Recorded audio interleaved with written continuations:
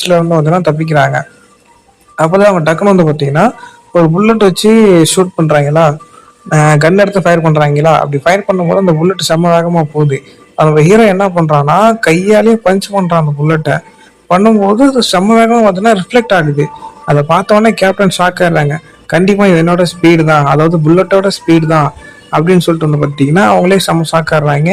இது வந்து பார்த்தீங்கன்னா கன்ஃபார்ம் பண்ணிக்கிறாங்க. கண்டிப்பாக நான் வந்துட்டு இவங்க கூட மேட்ச் இல்லை, என்னோட வந்து ஒரு படி மேலே தான் இருக்கான் அப்படின்னு சொல்லிட்டு வந்து பார்த்தீங்கன்னா ஒரு மாதிரி சிரிக்கிறாங்க கிரீப்பியா.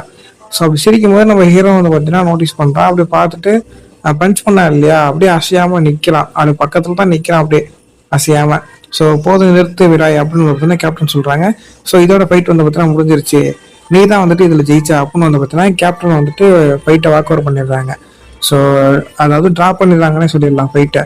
ஸோ உண்மையாலுமே யார் ஜெயிச்சா அப்படிங்கிறது வந்து இங்கே தெரியல. ரெண்டு பேத்துக்கும் டை ஆன மாதிரி தான் கேப்டனே வந்து பார்த்தீங்கன்னா ஃபைட்